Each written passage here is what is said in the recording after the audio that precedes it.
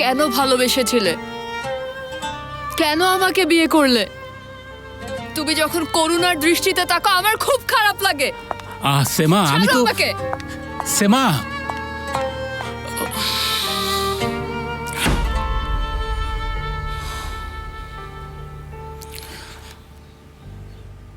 কি হয়েছে বাবা? কথা তো হলোই আমাদের। হয়েছে, জাস্ট জানার জন্য ফোন দিলাম।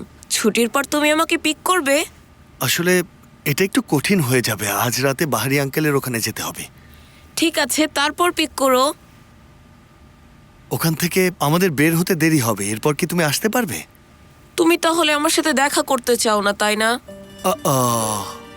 তুমি কি বলছো এটা? আমি জাস্ট সময় করতে পারছি না। বাবা, বুঝতে পেরেছি, দেখা হবে।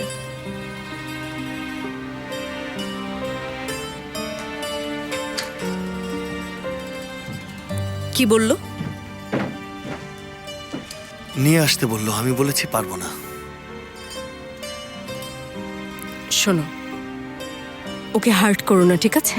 আরে না না, আমি সব সামলে নেব। ও না সেন্সিটিভ হয়ে গেছে। আমি জানি। চলো যাই।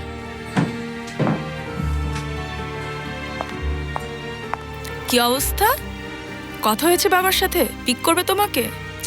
আহা, দেখলে মা কি বলেছিল তোমাকে? এখন থেকেই সে তোমাকে অ্যাভয়েড করতে শুরু করেছে।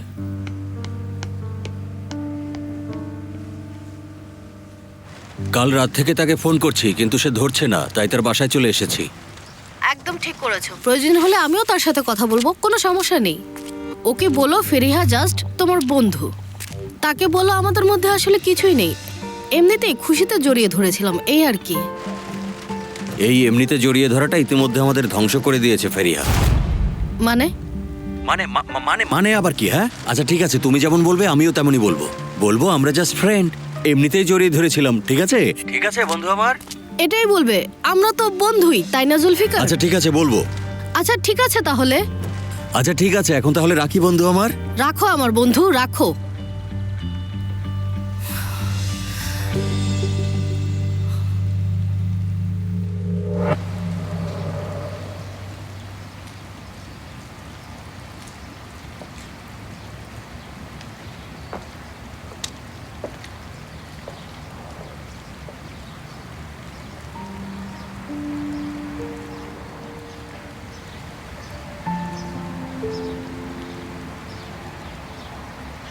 আমার সমস্যা তো বাড়ছে, দেখতেই পাচ্ছ। হঠাৎ উত্তেজিত হওয়া, কথায় কথায় রেগে যাওয়া, আরো কত কি যে হবে।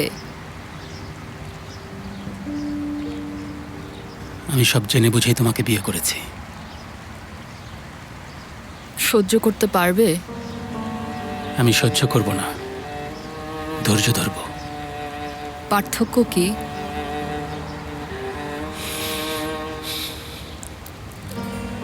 মানুষ যাদের ভালোবাসে না তাদের সহ্য করে, ধৈর্য ভালোবাসা থেকে আসে।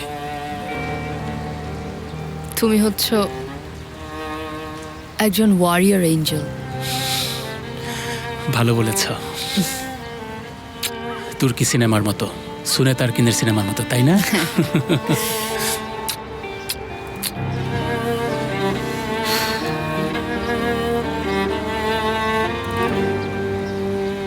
শোনো এলিফ, গোল হওয়াতে একে অপরকে জাস্ট জড়িয়ে ধরেছিলাম, তুমিও দেখেছো সেটা। আমাদের মধ্যে কোনো কিছু হওয়া সম্ভব না, তাছাড়া সে তো মোস্তফার বোন। আমার কাছে এটা মনে হয়নি জুলফিকার। তোমার কি মনে হয়েছে? অনেক বেশি আন্তরিক ছিলে, তোমরা দুজন তাকিয়েছিলে। বন্ধুরা কখনো এভাবে চোখে চোখ রাখে না। আমিও মেয়ে, তুমি হয়তো এই বিষয়গুলো বুঝতে পারবে না, কিন্তু আমি পারি। আমি তো এটাই বলছি, আমাকে তুমি ভুল বুঝছো। আমি কি প্রমাণ করে দেখাবো যে আমাদের মধ্যে কিছু নেই? কিভাবে? তাহলে চলো আজ রাতে তুমি, আমি আর ফেরিহা ডিনারে যাই, ওকে? মানে? এটা তো নর্মাল ব্যাপার। তার সাথে যদি পরিচিত হও, তোমারও তাকে ভালো লাগবে। খুব মজার মেয়ে সে। পাগল নাকি তুমি? কেন এলিফ, সমস্যাটা কোথায়? সে দেখতে কিছুটা টমবয়ের মতো, আমাদের মধ্যে কিছু হওয়াটা সম্ভবই না। বাইরে চলো, তুমি নিজেই দেখতে পাবে। এরপর তুমিও রিল্যাক্স হবে আর আমিও হব। তুমি শিওর? হ্যাঁ শিওর, অবশ্যই শিওর আমি এলিফ। আজ সন্ধ্যায় আমি তোমাকে নিয়ে যাব। আচ্ছা ঠিক আছে, আমাকে এখন যেতে হবে, একটা মিটিং আছে। ঠিক আছে, আমিও তাহলে যাচ্ছি। হ্যাঁ বাবা, আজ সন্ধ্যায় তোমার সাথে একটা ইম্পর্টেন্ট বিষয় নিয়ে কথা বলতে চাই। ঠিক আছে মা, যদি বেশি ইম্পর্টেন্ট হয় তাহলে এখনই চলে এসো। না বাবা, এখন আমাকে হসপিটালে যেতে হবে। তুমি তো জানোই মেলিসা নেই। সে কি তোমাকে ফোন করেছে? এখনো করেনি, তবে আজকে হয়তো করবে। জার্নিতে নিশ্চয় ক্লান্ত হয়ে গেছে। ঠিক আছে, সন্ধ্যায় আসলে কথা হবে। ঠিক আছে।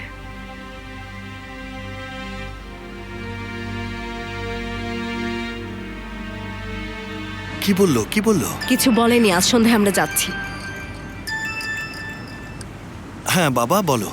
হ্যালো বাবা, তুমি চাইলে আমাকে লাঞ্চের সময় স্কুলে এসে পিক করতে পারো। আহা বাবা, আমার তো কাজ আছে। আমি এখন আয়শা আন্টিকে নামিয়ে দিয়ে সোজা অফিসে চলে যাব। উফ, ঠিক আছে, রাখছি। কি হলো এটা?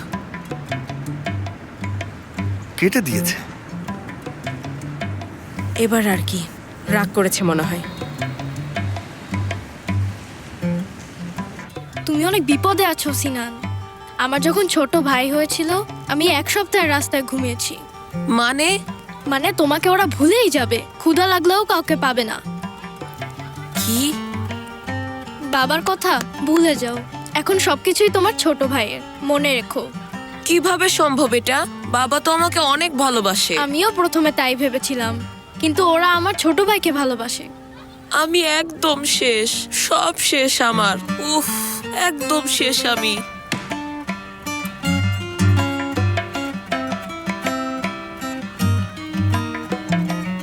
আহা,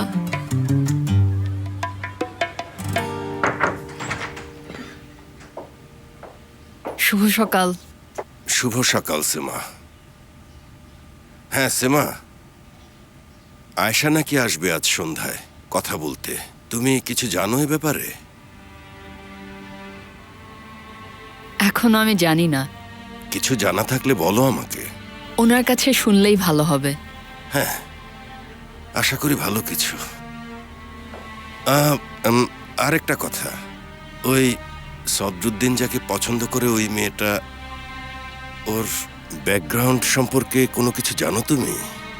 জানি না, তবে আপনি চাইলে জেনে নেব। মাথায় রেখো এটা। বুঝতে পেরেছি।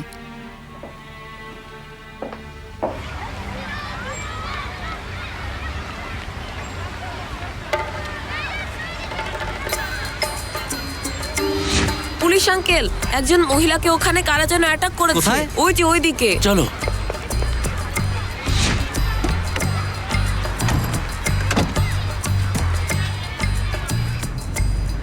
শোনো মোস্তফা, সিনানের দিকে মনোযোগ দাও, ও জেলাস ফিল করছে। আরে না আয়শা, ও সেরকম বাচ্চাই না। কিসের ঈর্ষা? এমন কোনো কাজ করবে না। ওরা আমাকে ভালোবাসে না হেডকোয়ার্টার, ভালোবাসে না। না, সিনান এটা করবে না, তাই না? ও এটা করবে না। ওরা আমাকে ভালোবাসে না হেডকোয়ার্টার। এটা কি কোনো জীবন হলো নাকি? অপ্রয়োজনে ওয়াকিটকি চালু রাখবেন না।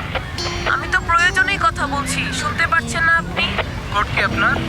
কিসের কোড? ওন হেডকোয়ার্টার সব ঠিক আছে। ও আমার ছেলে, আমি মুস্তাফা কারায়েল। প্লিজ আপনাদের ওয়াকিটকিগুলো প্রোটেক্ট করুন। ওকে। হেডকোয়ার্টার, আমাকে রুমালের মতো ব্যবহার করে একপাশে ফেলে দেওয়া হয়েছে। তুমি ওয়াকিটকি কোথায় পেলে বাবা? তুমি কি স্কুলে নেই? তুমি ওয়াকিটকি বন্ধ করো। তোমার কাছে তোমার ফোন নেই? বোঝা যাচ্ছে না। পাগল হয়ে গেছে, একেবারেই পাগল। সিনান তুমি এখন কোথায় বাবা? আমাকে বলো তো। লোকেশন বলো। সাহায্য লাগবে না হেডকোয়ার্টার, আমি সব সামলে নেব। বাবা, আমি কিন্তু রেগে যাচ্ছি এবার। ওরা রেগে যাচ্ছে হেডকোয়ার্টার। শোনো, আমি হসপিটালের কাছাকাছি আছি, এখান থেকে চলে যেতে পারবো। তুমি আগে সিনানের কাছে যাও প্লিজ। ঠিক আছে। আচ্ছা ঠিক আছে। আল্লাহ, সিনানি শুধু পাগল হতে বাকি ছিল, সেও এখন হয়ে গেল। ওর উপর রাগ দেখাবে না, ঠিক আছে? ঠিক আছে, সাবধানে থেকো। ঠিক আছে।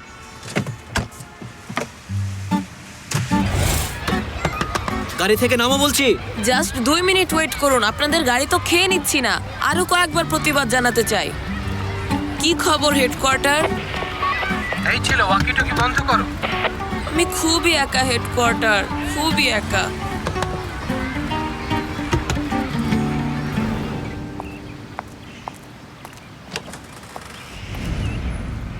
দেখো একবার, সবকিছু ফেলে এখন আমরা মিস আয়শার পেছনে ছুটে বেড়াচ্ছি। তুমি চুপ থাকলে আমি খুব খুশি হতাম সালে। আচ্ছা নাইমা, আমি কি মিথ্যে বলেছি? না, তবে আয়শা বিপদে না পড়লে স্যার আমাদের এমন কিছুই করতে বলতেন না। অফিসের লোকেশনও ভুলে গেছি। অফিসে এমন কেউ নেই যে তোমাকে মনে করবে। কি অবস্থা ওমরান ম্যাডাম? কি পড়ছেন আপনি? একটা চিঠি এসেছে নামিকের নামে কোর্ট থেকে।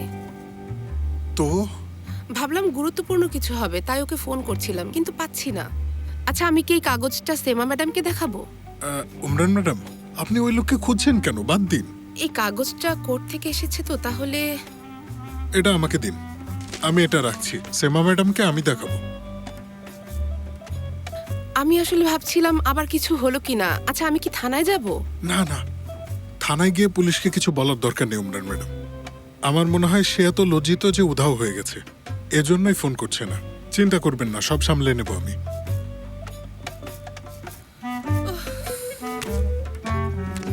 মিস মেলিসা কয়েকদিনের জন্য থাকছেন না, তাই আমি সবকিছু সামলাবো। সবকিছু কন্ট্রোলের মধ্যে আছে, কোনো প্রবলেম নেই। আর একটু সিরিয়াসনেস চাচ্ছি। আপনি চিন্তা করবেন না আয়শা ম্যাম, আমরা সর্বোচ্চ চেষ্টা করব। ঠিক আছে, থ্যাংক ইউ সো মাচ। আসছি। একজন পেশেন্ট এসেছে, তাকে আপনার রুমে বসিয়েছি, ব্লাডও নিয়েছি, এখন রিপোর্টের জন্য অপেক্ষা করছি। ঠিক আছে, থ্যাংক ইউ।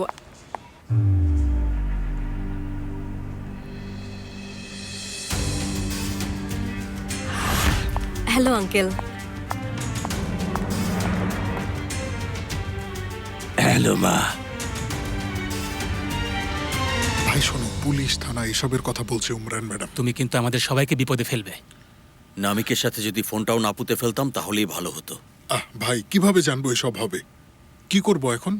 এখন ওমরানকে আমাদের বোঝাতে হবে যে লোকটা বেঁচে আছে। এমন কাউকে কি খুঁজে বের করব যার কণ্ঠের সাথে নামিকের কণ্ঠস্বর মেলে? তারপর তাকে দিয়ে উমরান ম্যাডামকে ফোন করে, না থাক, মনে হয় কাজ হবে না এতে। সরি। ওই লোকের হয়ে তুমি একটা চিঠি লিখবে, বলবে তোমার মুখোমুখি হওয়ার সাহস আমাদের নেই, ইত্যাদি ইত্যাদি। বুঝেছো? তোমার সাদা দাড়ির জন্য আমি নিজেকে উৎসর্গ করলাম ভাই। 1000 বছর বেঁচে থাকো। আমার চুলদারি তো আর এমনি এমনি সাদা হয়নি। ভাই,